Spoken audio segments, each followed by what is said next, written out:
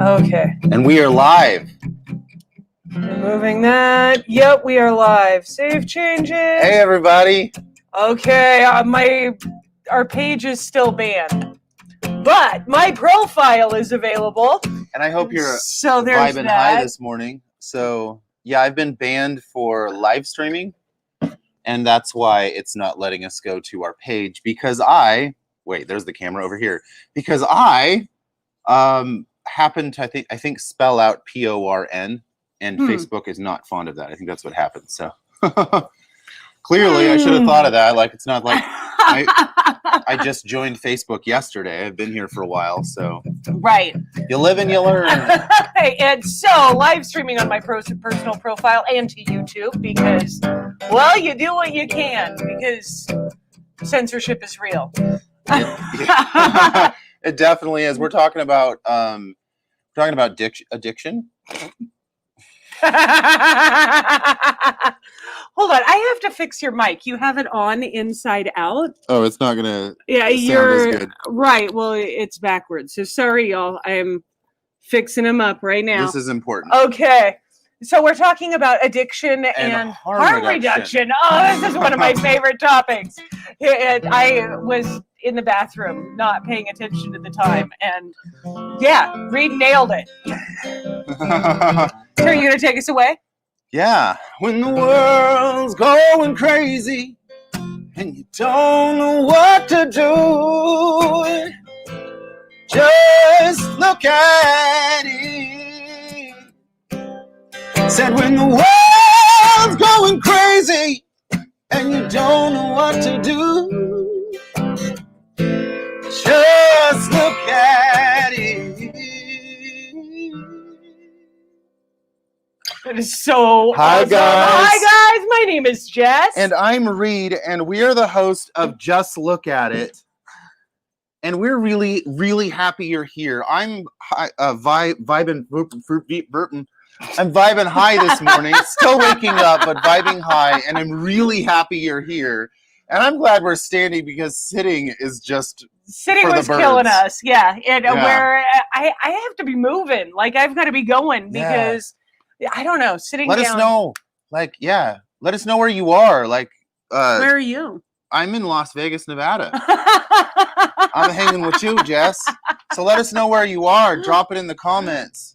Oh, and just say hi because, like, we love you guys. We show up not for us, but for you.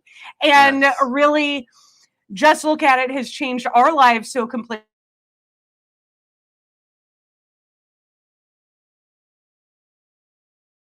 Of looking at what's going on in the world, just be wow, everything just flashed. It really changed everything for us, always has in my life. And I was like, okay, let's bring this to the world because just looking at stuff really, really does change everything. Yeah. And so let us know that you're here because we love you and we want you to carry on with us. Yes. So addiction and harm reduction. Addiction and harm reduction. Let's just jump in. Like, shoot, I was thinking about like all of our experiences in anti-trafficking and all of the things we learned about addiction years ago. Wait, it goes to even prior to me going public with my story in 2009. Mm-hmm. The intro into harm reduction was even before that because there had to be, to me, I was so stuck with the extreme examples. And because eating disorders were one of my things that I struggled with, and you can't just stop eating. I was like, there has to be a better way. And that was where I started to really understand a harm reduction model and then started expanding into other things that when I ended up meeting you and like you were struggling with addictions, it was like, well, what if we just overlay this model that works onto something else? And what was interesting is when you met me, I was likely struggling less with sexual addiction and more with just denial. There's always that. What's interesting is my guess my way into sexual addiction was actually experimenting. Like I had so much shame around sex, and I like took pride in being a virgin, even though I was like highly sexually abused when I was young, and and had a lot of people around me being sexually abused and telling me their stories, I like thought I was coming into it as a virgin, really, like really not wanting to focus on any of my past or any of that. You had never willingly had sex with anyone. Right. And so that's what, there's a whole different ballgame of religion and sex right there. So I'm in this situation where I marry you, who was a sex worker. And so you clearly know how to have sex. And I'm over here going like, I'm not sure how this, like, I've never done this, so I need to learn how to do this. And in the process, and our sex life getting better, and it really revving up, and us figuring out a lot of stuff, and it like making sense. I was curious, but the kind of curiosity I had, I couldn't talk about with Jess. I didn't feel like I could, because church at that time, the very church we were going to, was just laying down the shame around sex addiction. And I thought, if I ever looked at a woman with lust, or a man, or anything, right? If I ever did that, that must mean I'm a raging sex addiction or a raging sex addict. And the very, very first group that I ever went to, there was this gentleman. He was a cop, and he had a lot of anger issues. And he said, "You are going to be a pimp, and you are going to exploit your wife and your kids. You're going to pimp them out. And are you willing to be left with that, or are you going to join this group and get your sexual addiction under control?" He knew nothing about me, didn't ask my story, didn't have any idea what my background was. I totally forgot about that. And I heard the same. So long ago. I heard the same jargon in that group as I did from my dad. Women are sluts and want to use you, so you need to protect yourself. And my dad would say, protect yourself until you're married, and then you'll marry a woman like my wife or like your mother. And I was just like, wow, that would mean that there would be a whole lot of trauma. And so, and you got a whole lot of trauma, but you also got a whole lot of laughter and a whole lot of fun, because when we're afraid of something, that fear consumes our brain, and you end up doing the very things that you fear. And that's the irony of it all. And that was the worst group ever. I left very, very soon after. But in the process, I learned there's some pretty extreme examples of like when you're trying to get help, or when you're told that you need help, and then it becomes a bigger problem. So like we were like major group dropouts. Hold on, there was like this period of like 5 or 6 years where we would join like these groups and studies and all these different things to try to feel better. And I would make it 2 to 3 weeks in and be like, I'm done. Like, I can't tolerate the bullshittery anymore. And that was always funny.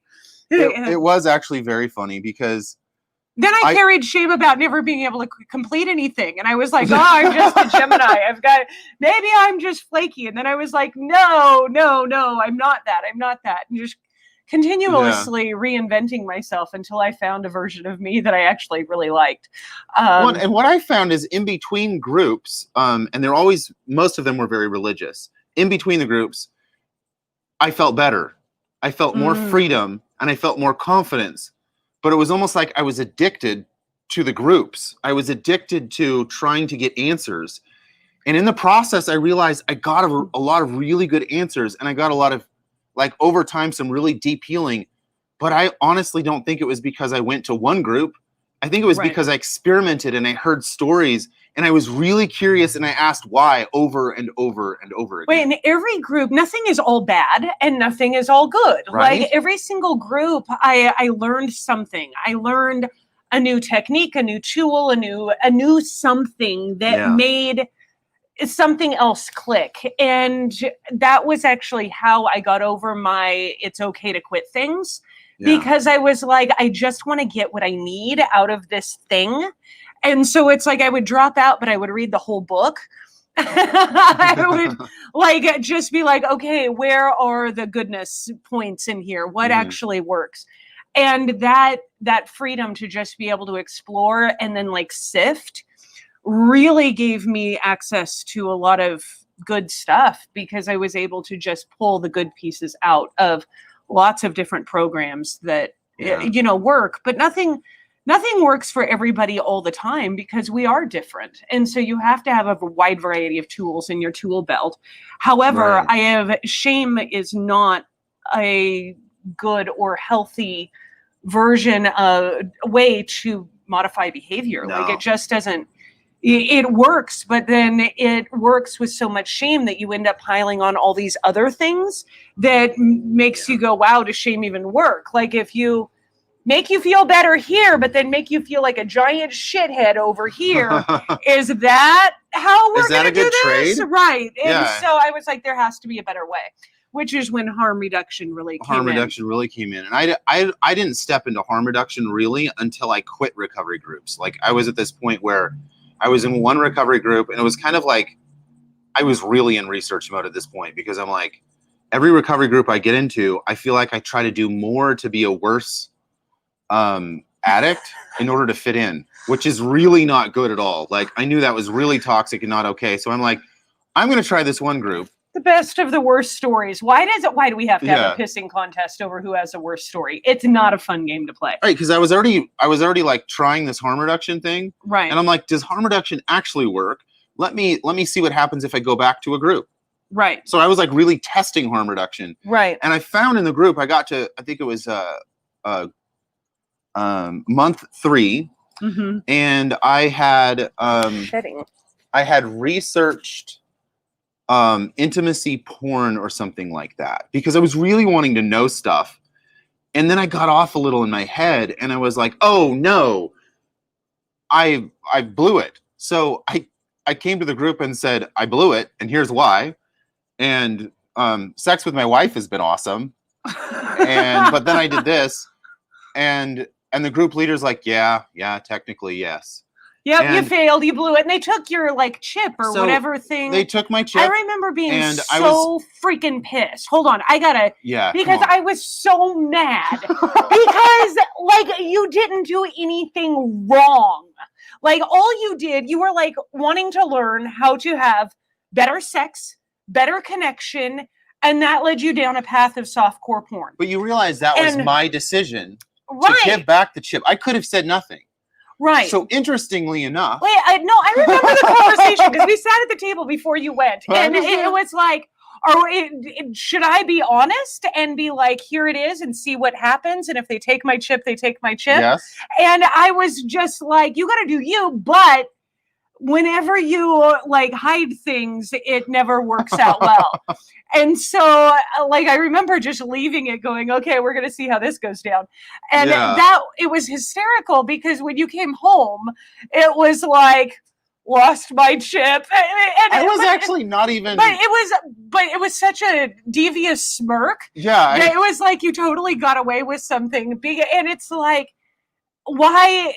This is the problem with religion. It's like you're not supposed to have sex, and then all of a sudden you get married, and you're supposed to have like the best sex in the world, but they've demonized sex so much you don't even know how to do it.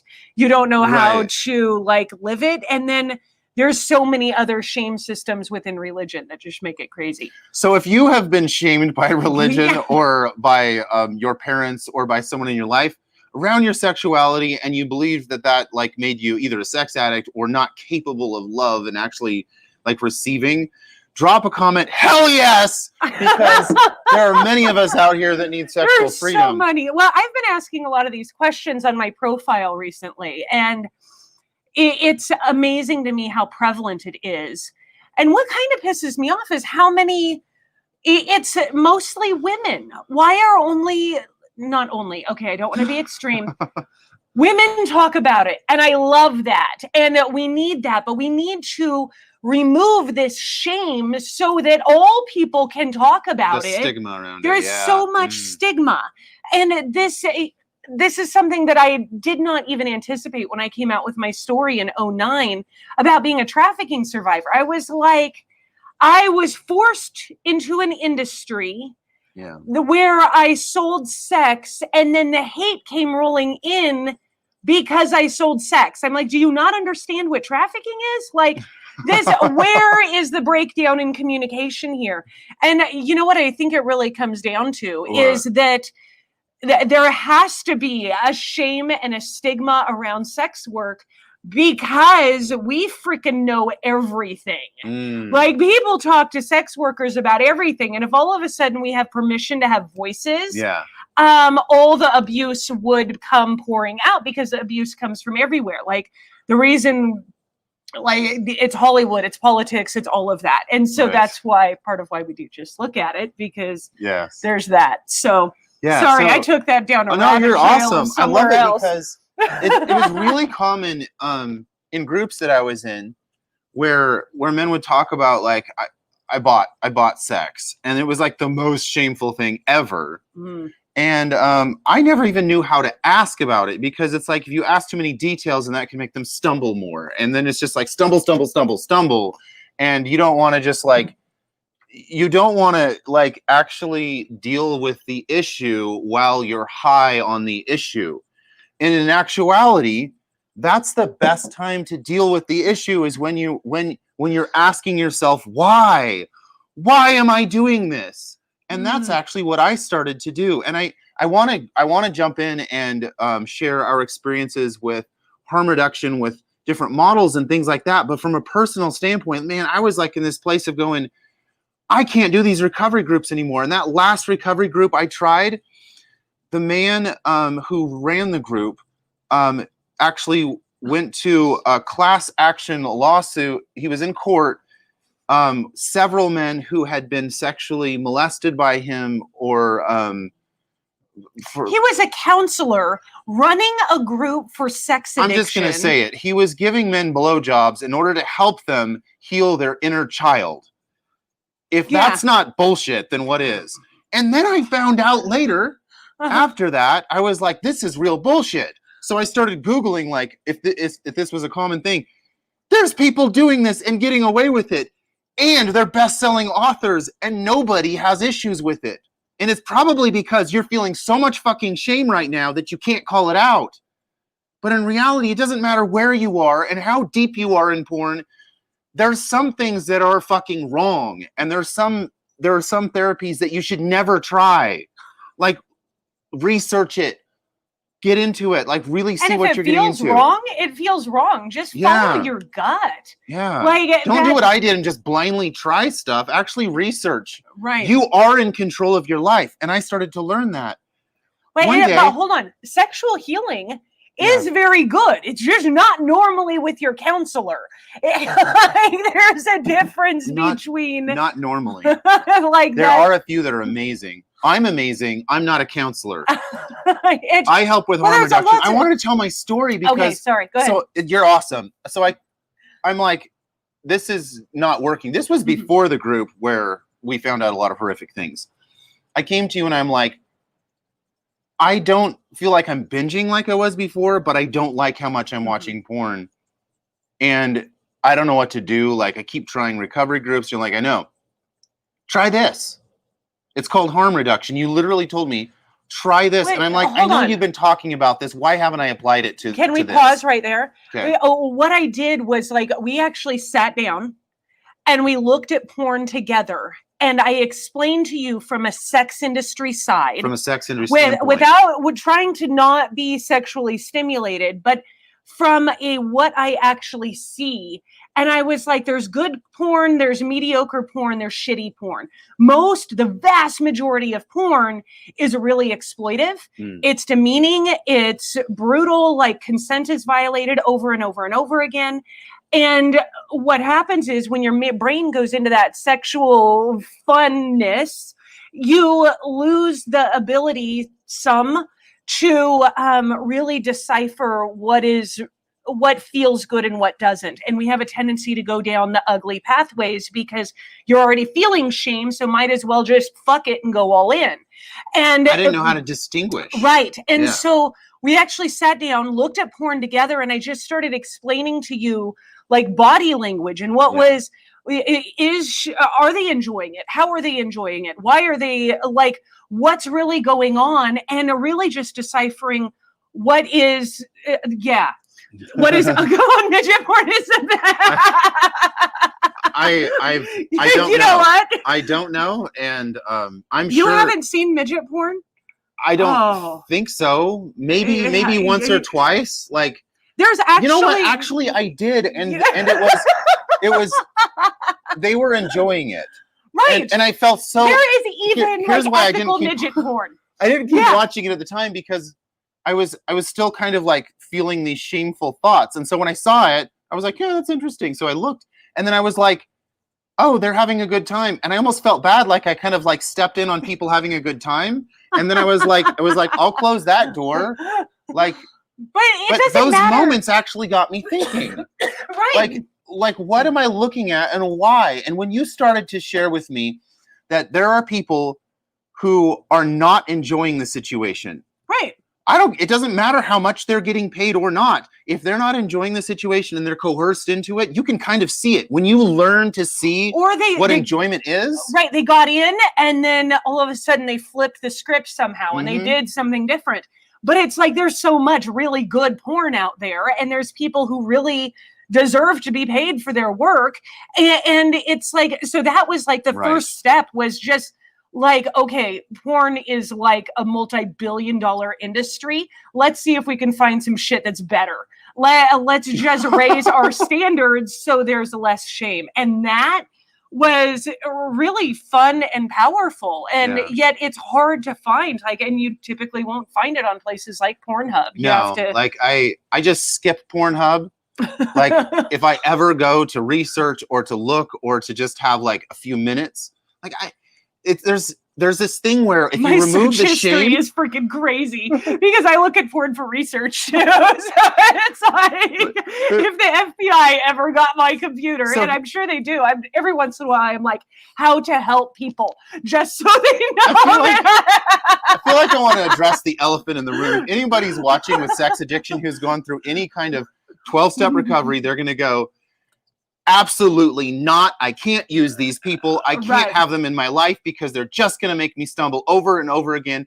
And I'm here to tell you that sex is like food. Sex is like food. If you are someone who has sexual desires and if you're in a relationship and you're like really trying to have great sex and there's like these triggers getting in the way, clearly looking at more porn is probably not going to fix your triggers, right? Like binging on porn isn't going to help you fix your triggers, but healing that relationship with yourself and loving yourself. And if you're in a relationship, like communicating and having that person on the same page is incredible. That's where you can explore what you actually want. Yeah. Because when you remove all the shame and you just start to make better behavior modifications, it's like all of a sudden your sexuality is opened up in a whole different way, and you're like able to explore and create and have more fun. Julia, I love you. You're hysterical. This is so true. There's some porns that I'm like, what the fuck is that? And I can't stop looking like a huge cat.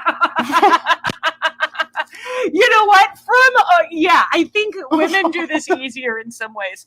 Because there's less shame around looking at porn for women because we've had to like take a fierce stance, whereas it's different for men. When you say fierce stance, what do you mean by that? Because culturally we have been like used for our sexuality and then shamed for our sexuality. And so you're damned if you do and damned if you don't. Right. In order to rectify our sexuality as women, like we just have more opportunity to embrace some of the gushy shit. And I'm totally with you, Julia. Like that's and there's this stigma around it where I've seen this in recovery groups where when I'm in an all men's recovery group, it's like, watch out that women don't trip you up. There's this male chauvinism that can creep in. And then the men who don't believe that way don't stop them and say, that's probably the problem you have. And that's probably why you're looking at the degrading violent porn that you have that you don't really want to look at, but you're stuck there. And it's probably because your view of women is so terrible and it's reflecting your view of yourself. And we as men are not calling it out because we're stuck in shame. But what I notice in a co-ed group, and Jess helped lead the curriculum with the co-ed group, is that we weren't comparing how awful our stories were, and we weren't feeding off of each other's trauma or the horrific nature of what we experienced in our lives or what we experienced last week. We were there to actually work through our deep internal feelings, like really focus on where it's coming from and ask why until we get to the root and really heal one another in community. And that is really rare. The co-ed makes it fun because you can see things from different angles, different perspectives, perspectives, and it just adds a whole new layer that really just makes it so much more successful. Because when you get all men or all women in these addiction groups, you only see one perspective. And when you start to mix all genders, it just makes a greater understanding of the human perspective and how to remove that shame. So I guess I just want to say real quick, I am actually putting together and writing, well, it's already written, but I'm piecing together the curriculum and from my brain box. And Reed has his first group starting August 6th. Only 5 spots you want in because he's a much better group leader than I am. I talk too much. And then I am just doing the video version. So it's like 2-hour group meetings online, and it's only 15 minutes of me talking. Yes. And you can pause me. This is why you do business turnaround. You can take, I can say, Jess, here's what I want to accomplish. And she can go, oh, here's how we can organize that. And then she asks, what kind of keywords do we want to put in here? What's the feel? And she just like takes what we really need to focus on and organizes in a way where you're like guaranteed to get results. Like we've done this with a recovery group. We didn't call it recovery. We were dealing with our hurts, habits, and hangups. And so it sounded like recovery group, but it was this co-ed group. That's actually the tagline for Celebrate Recovery, which is a Christian recovery group that we both led groups for a time. Then we would, again, it's been so much trial and error trying to figure out how to just effectively help people. Yeah. But it was all about breakthrough.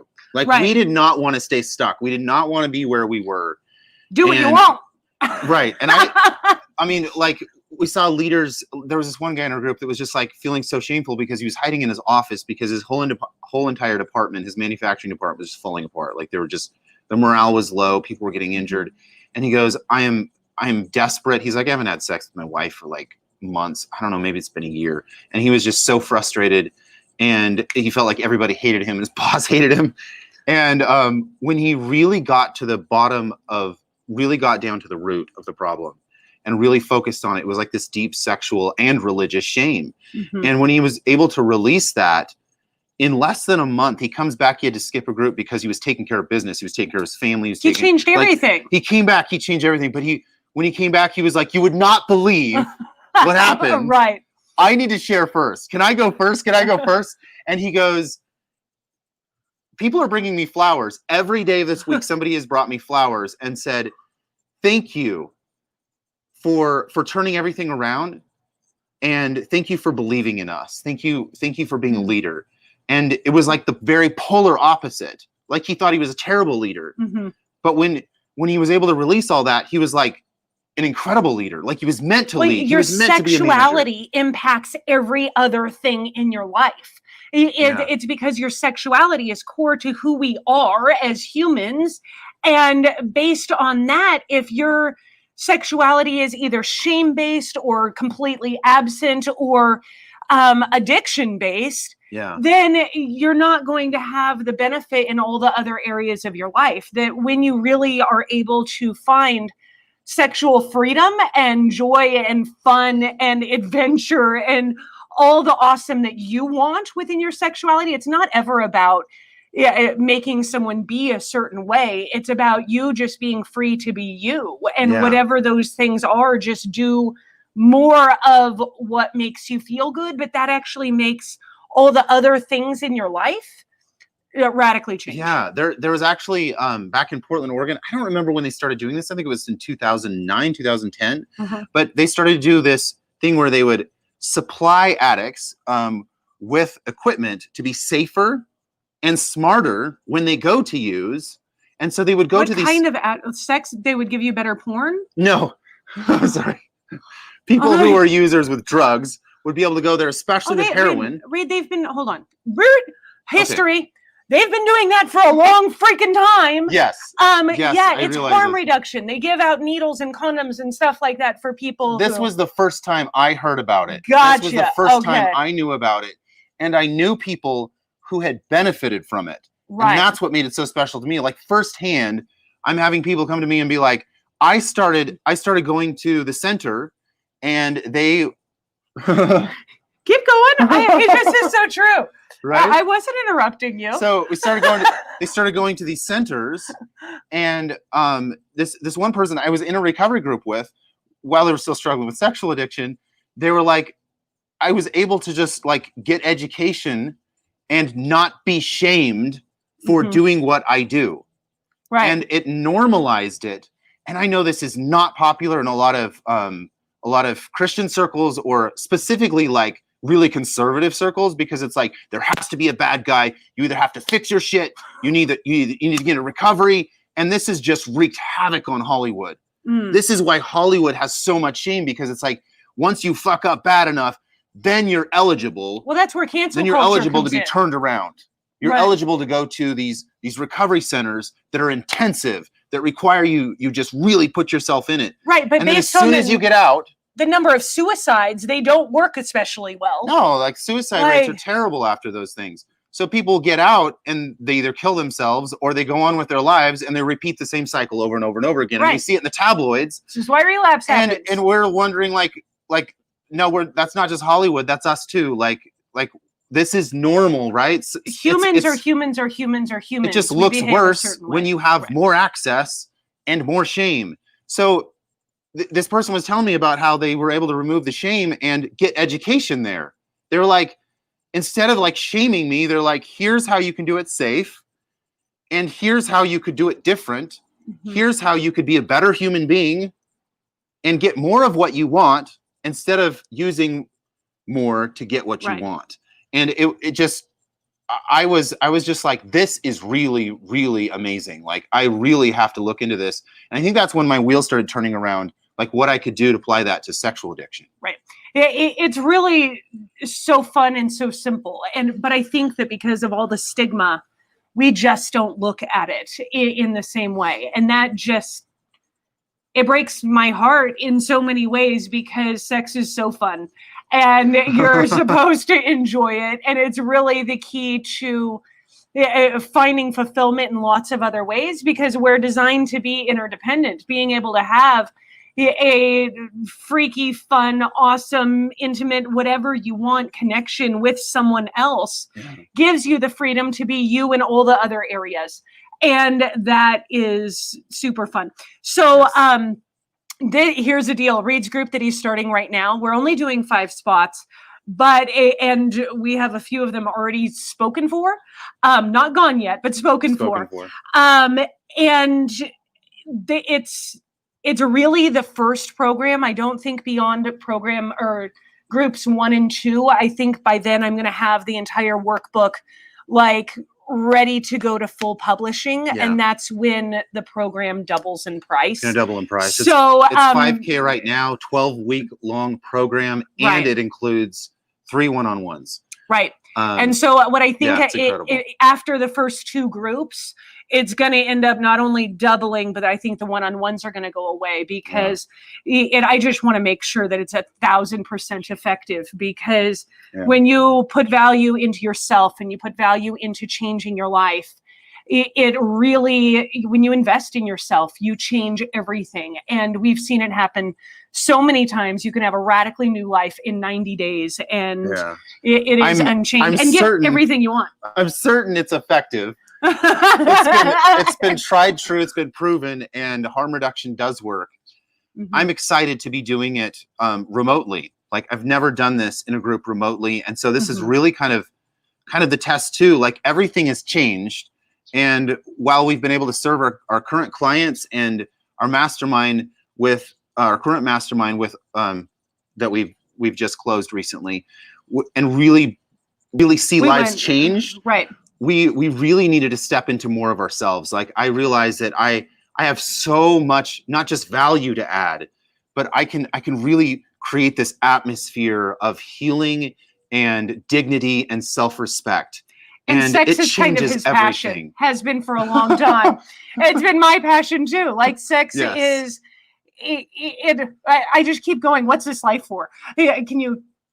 What's this life for? Exactly. Why'd you gotta make me sing that?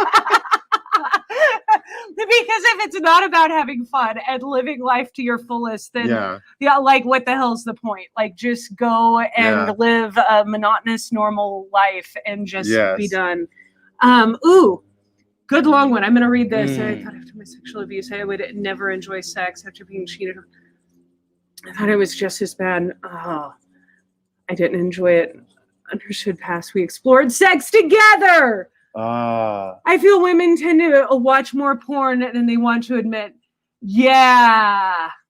And yes. In fact, women, if you go to Pornhub and if you search Pornhub stats, you would be so surprised as to women have been a growing trend in consumers of porn for like the last according in 10, 15 years. 2019, apparently there were more women looking at porn in the US on Pornhub than men. By far. There was like 10% more than men. Right. And the porn has changed too, because it used to be like really, really intense. Like there's still a ton of intense graphic, but the culture is leaning more towards an intimacy, a connection, a relationship. And that is really freaking powerful. And that's what you need. The sexual healing, is so real.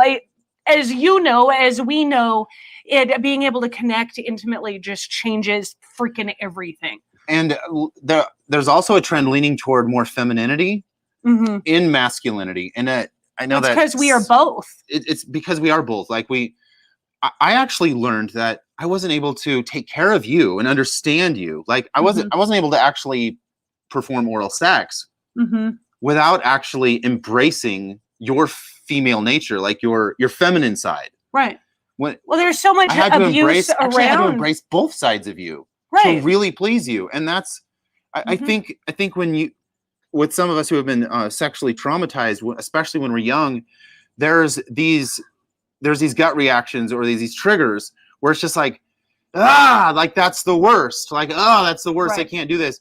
And that's when you ask yourself why. Like I'm gonna just drop a bomb right now. That's when you ask yourself why. When you feel that trigger and you're like, why can't I do this? Right. But I kind of want to.